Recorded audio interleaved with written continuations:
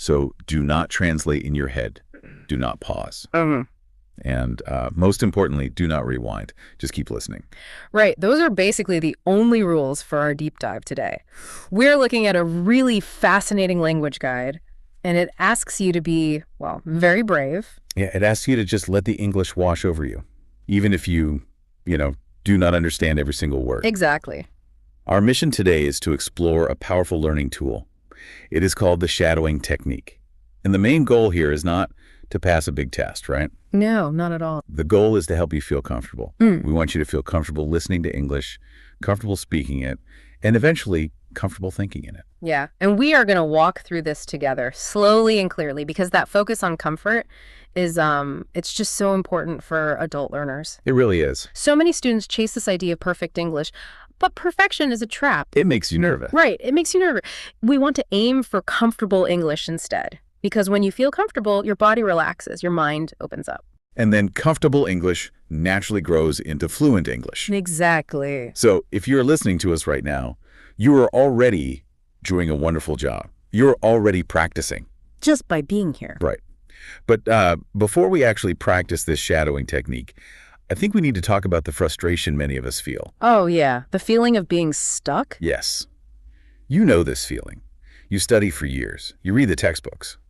But when it is time to actually open your mouth and speak, you feel completely stuck. Well, to understand that feeling, we have to look at how our brains actually learn a new language. I mean, think about a small child for a moment. Okay, a child. Right. A child does not sit at a desk with a thick grammar book. No, definitely not. And they don't memorize long lists of vocabulary words, for a test. They just exist in the language. They listen to their parents talk. They listen to the television. Exactly. They listen to the world around them over and over again. Just naturally. Yeah. And our brains are incredible machines for finding patterns. If you feed your brain enough English audio, it will start to connect the dots all by itself. So it doesn't need strict rules. No, it just needs to hear the language naturally. Which brings us to a story from our guide today.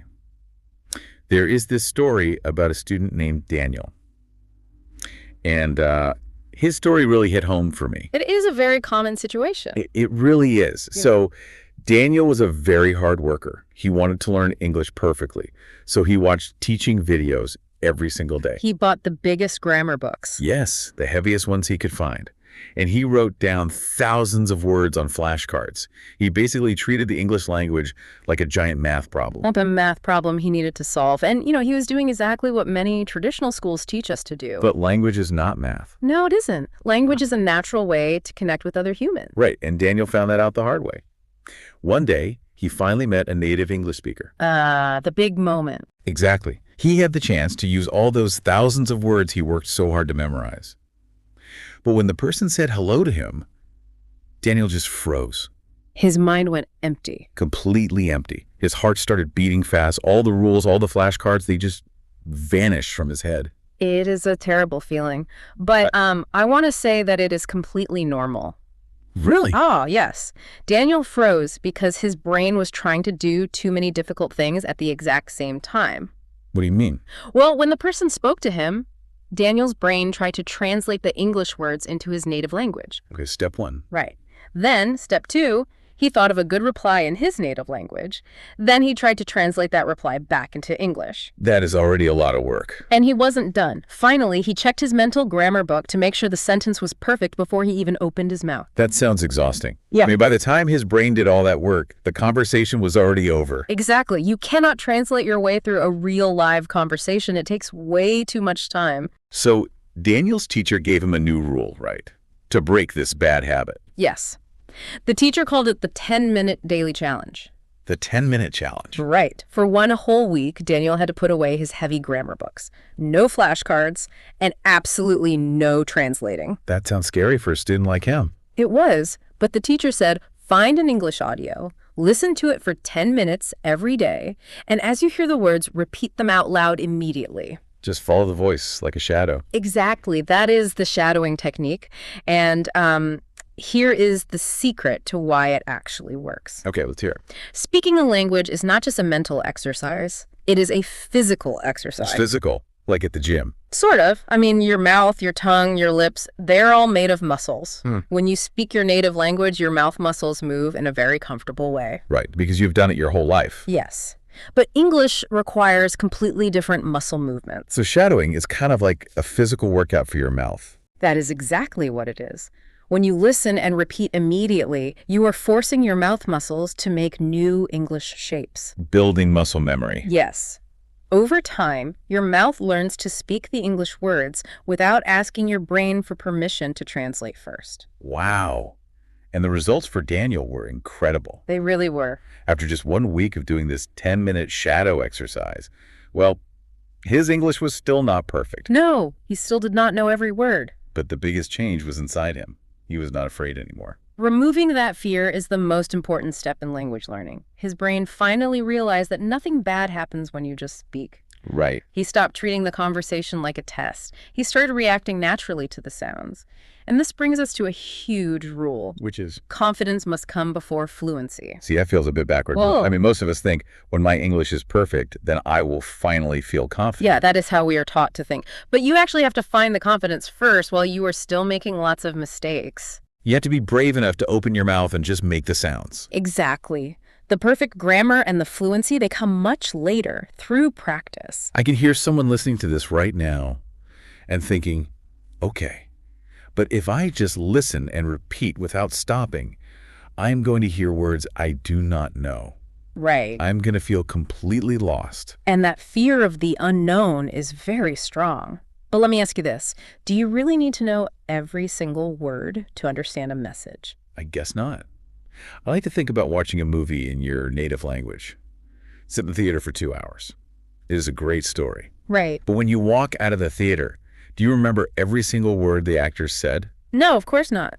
If someone asks you to repeat the exact dialogue, you cannot do it. But you still understand the whole story.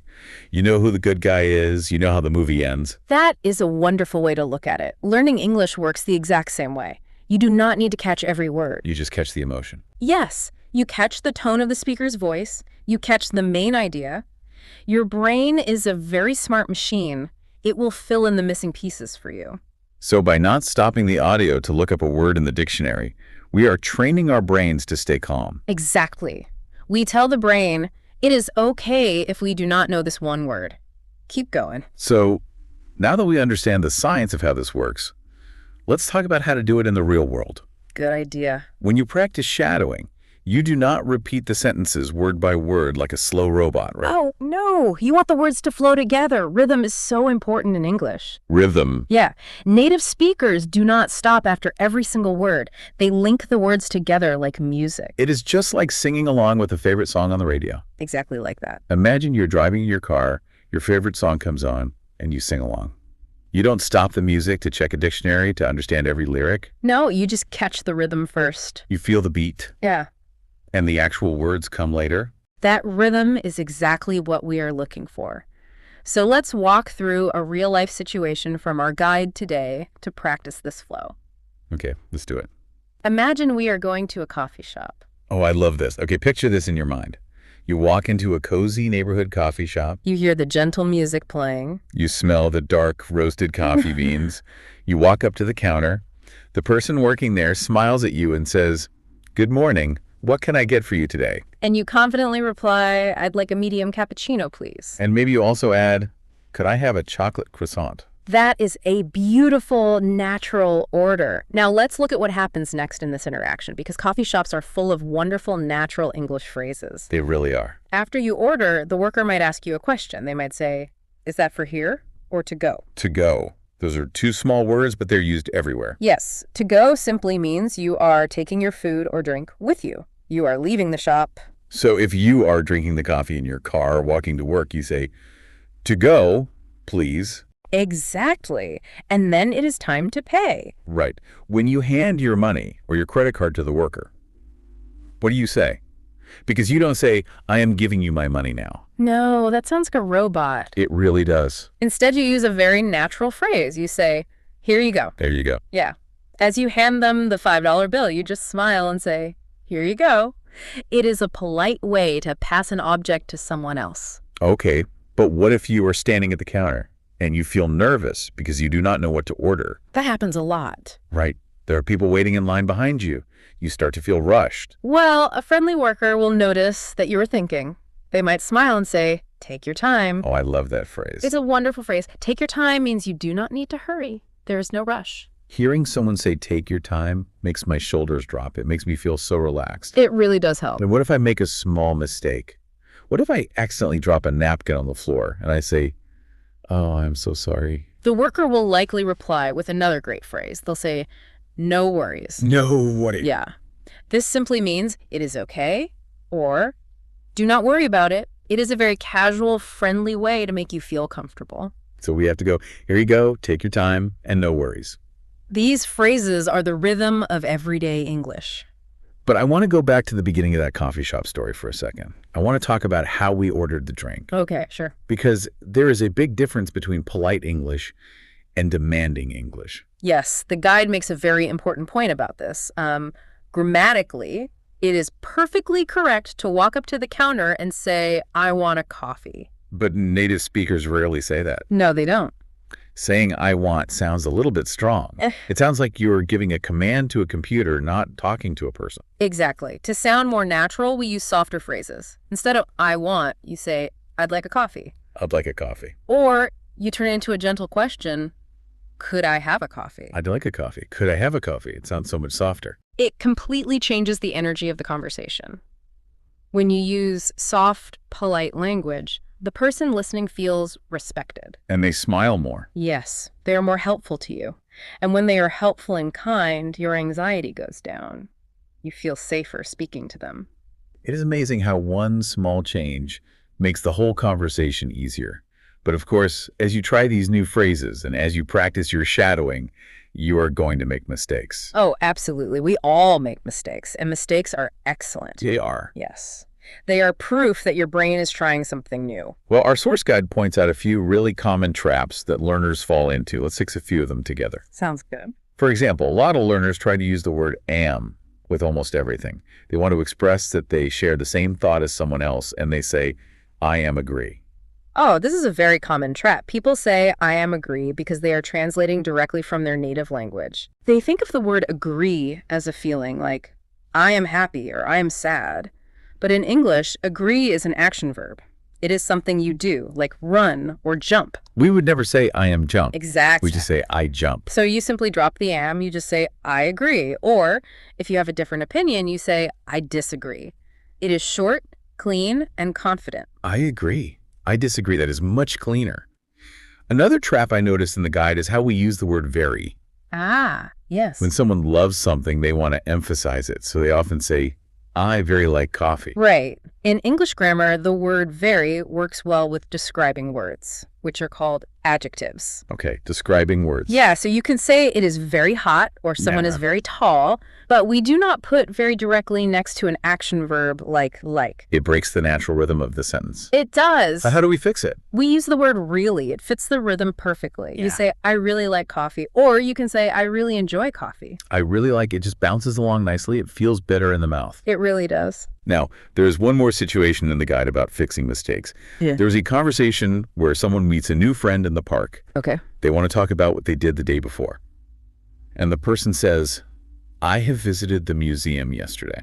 It sounds almost right, but it is a little bit too complicated. We need to fix the past tense. Why is "I have visited" wrong if it happened in the past? Because of the word yesterday. Think of the word yesterday as a closed box. A closed box. Yes, the day is completely finished.